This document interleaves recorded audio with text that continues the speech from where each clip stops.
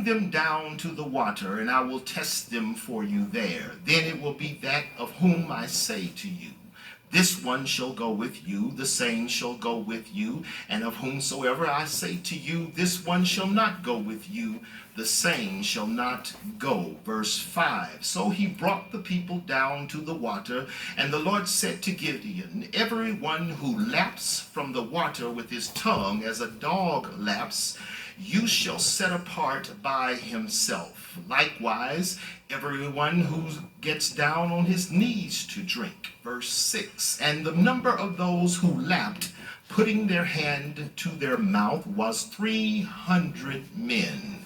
But all the rest of the people got down on their knees to drink water. And verse number 7, then the Lord said to Gideon, by the 300 men who lapped, I will save you and deliver the Midianites into your hand. I've been instructed by the Lord to talk to you for just a few moments about the remnant. The remnant. Everybody say the remnant. You may be seated in the presence of the Lord. The remnant. I solicit your prayers, please, and thank you, ushers. It never ceases to amaze me, my brothers and sisters, how God intervenes and sometimes even interferes in the affairs of men in order to accomplish his purpose. It's not always comfortable, if you will. In fact, sometimes it's an unsettling feeling, because oftentimes God will take you out of your comfort zone without giving you reason or details. Do I have any witnesses in here? He'll shut down the plant without notice. Your money gets funny. Your change gets strange. He'll change the course of destiny, and what started out as a dream suddenly turns into what seems like a nightmare. He will mess up your plans and shift your strategy. He'll take you out of your comfort zone. And yet, in the midst of the chaos and the confusion, there is method to God's madness. There is purpose in your pain. And if you can just keep walking by faith and remember that there is glory in the end of your story, God will work things out all right. If you know that is true, lift your hand and shout hallelujah. Our text brings us to an incident that occurred in the life of a man by the name of Gideon. Everybody say Gideon. Whom the Bible described as a mighty man of valor. But the text finds him in an unusual and perplexing position, if you will. For you see, Gideon was threshing wheat inside of a wine press. He was threshing wheat inside of a wine press. An unusual position and situation to be threshing wheat. I mean, wheat was usually threshed on a threshing floor so that the wind could separate and carry the chaff from the wheat. That's the proper procedure, if you will. You thresh wheat on the threshing floor, not in a wine press. That's where you crush grapes to make wine. So why would the writer of the text go to the trouble to highlight the fact that Gideon was threshing wheat in a place that was usually reserved for crushing grapes? We have an unusual, unorthodox procedure that's taking place. This is a strange situation. And if that wasn't enough, right in the midst of this strange situation, the record said that the angel of the Lord was dispatched from the throne room of glory to Gideon's situation with a revelation. Y'all missed that. Maybe I need to say it again. Right in the midst of this strange situation, the record says that the angel of the Lord was dispatched from the throne room of glory to Gideon's situation with a revelation. Gideon was threshing wheat in the wine press, which was an unusual situation. And while he was positioned in this situation, here comes an angel of the Lord with a revelation about his situation. And the angel simply said, Gideon, the Lord is with thee. And I was almost tempted to close the book right there and give the benediction, because when I look at my own situation and even your situation, sometimes the only thing that keeps us going is the fact that the Lord is with you. Do I have any warriors in here? He's with me through my bad times. He's with me through my good times. He's with me when I got something. He's with me when I don't have anything. He's with me when I'm up. He's with me when I'm down. And what makes it so often is that many times my situation and my revelation don't look alike.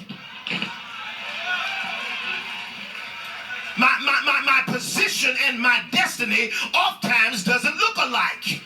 My place and my purpose doesn't always look alike.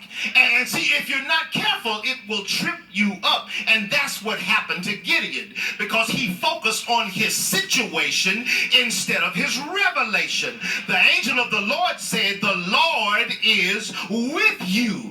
Gideon said, in essence, that's nice to hear, but if the Lord is with me, why is all of this stuff happening? Where are the miracles? If the Lord is still with me, can I bring it a little closer to home? If the Lord is still with me, then why am I still broke? If the Lord is still with me, why do I have to raise these kids by myself? If the Lord is with me, why did the doctor tell me that they found a lump on my breast? Why all this drama if the Lord is with me? And that's the danger, my brothers and sisters, of focusing on your situation instead of your revelation. Because the angel gave Gideon a prophetic word. The Lord is with thee. Gideon counteracted with a pathetic word. And whenever you focus on your situation more than your revelation, your response to the prophetic oftentimes ends up being pathetic. Yeah, I know God's going to bless me, but y'all just don't know what I'm going through. Look at your neighbor and tell them that's pathetic. So what God had to do, I'm well over halfway, what God had to do was to move Gideon out of his comfort zone in order to cause him to walk in divine purpose and fulfill the destiny and the promise that God had on his life, so that his revelation about his situation would result in illumination. Can we deal with it? Gideon, gather the army together. Meet at the well of Herod. And the next morning, 32,000 soldiers showed up at the well of Herod. And Gideon thought to himself, oh, it's on now. We got the hookup now. 32,000 so don't mess with us now. We got all these folk. God, we're going to tear them up. I wish they would. So God, just give the word and we'll attack. 32,000 people stood by the well of Herod. 32,000 uniformed, sword-carrying, shield-bearing, helmet-wearing, chariot-riding, wannabe soldiers was enough to impress Gideon, but not God. Stay with me, we're going somewhere. See, God knew, can I teach for a second? God knew that the quantity was visible, but the quality was hidden. See, quantity makes you comfortable, but quality, pardon my grammar, sure enough will make you pray. Have I got any warriors in here? See, God knew something. God saw something. God wanted to show Gideon something. What was it, preacher? Well, first of all, God wanted him to see that not everybody who shows up for battle is ready to fight. Preach, Bishop. Because there are some folk who are equipped for battle, but they're not ready to fight.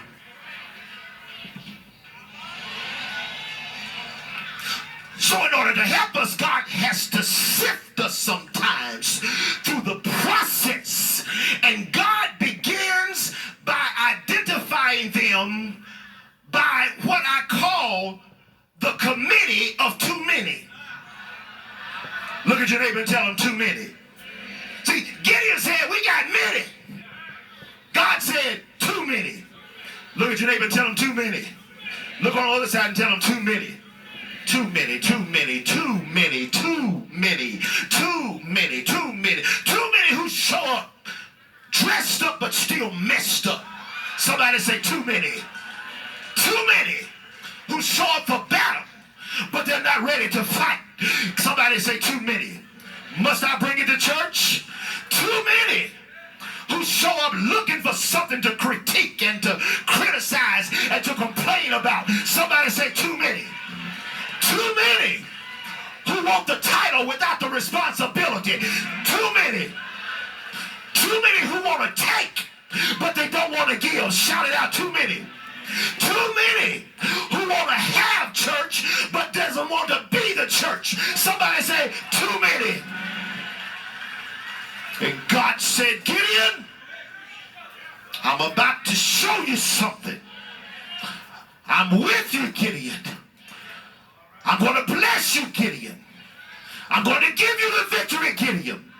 But before I do, you got to understand that there are some folk in your midst who cannot stand to be blessed. Y'all missed that. Maybe I need to say it again. Gideon, I'm going to bless you. I, the Lord, am with you. I'm going to give you the victory. But before I do, you've got to understand that there are some folk in your midst who cannot stand to be blessed. Oh, they want to be blessed, but they're not in position to be blessed. They want the P-R-E-S-E-N-T-S, but they don't want the P-R-E-S-E-N-C-E. They want the present without the presence. Can I bring it to church? They want tongues without the Holy Ghost. They want to talk it, but they don't want to walk it. They want to show up, but they don't want to grow up. They want to see it and still shout. They want to run you down while they're lifting up Jesus. They want to go to heaven while they're raising up. Somebody shout out, too many. You got too many, Gideon. Too many? Gideon said, no, wait a minute, Lord. Wait, too many? What do you mean too many? Oh, no, God. We need these folk. 32,000 is a good number. So God said, okay, I'm going to show you something. Go back, Gideon, and tell everybody who showed up for battle, but they're scared, to go home. No doubt Gideon thought, okay, God, no problem. We got it locked. Piece of cake. I mean, these folk came dressed for battle. I mean, after all, they wouldn't have showed up. Folk just don't go to church to be seen.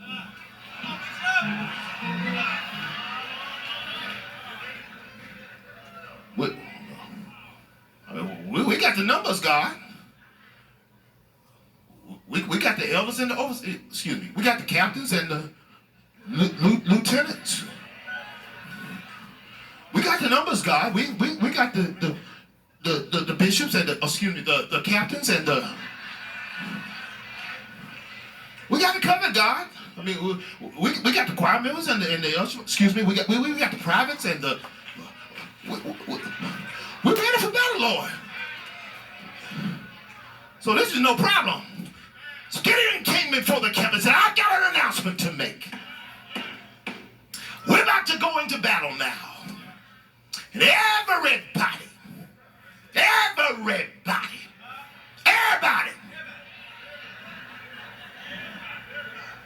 that's scared,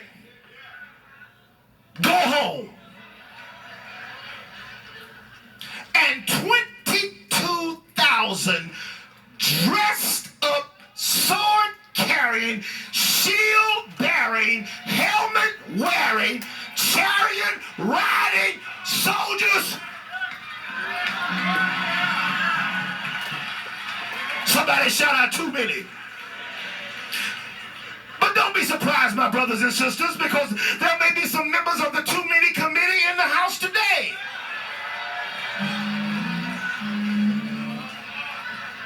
And you'll be able to spot them because when they hear the announcement, they'll run too. Tithes and offering. Somebody shout out too many. Sunday school. Somebody shout out too many. Love everybody. Pray for the pastor.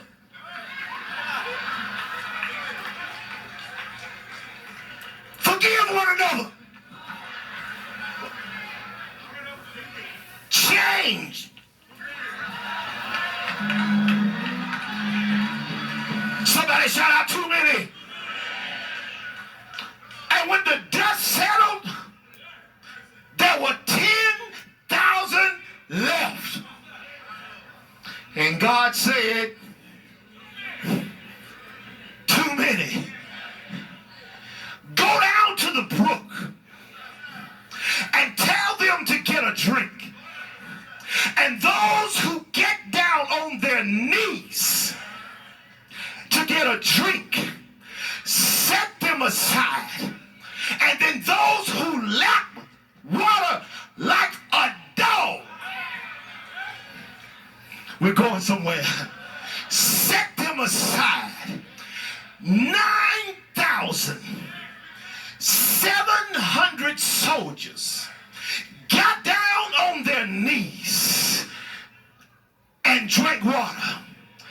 300 lapped water like a dog. And God told Gideon, tell the 9,700 to go home. I'm going to use what's left, somebody say the remnant, to save and deliver Israel out of the hands of the Midianites. And what I'm about to say may make some of you nervous, but just stay with me in the spirit. Look at the person beside you and tell them, neighbor, if you're going to be used by God, you gotta know how to get a drink.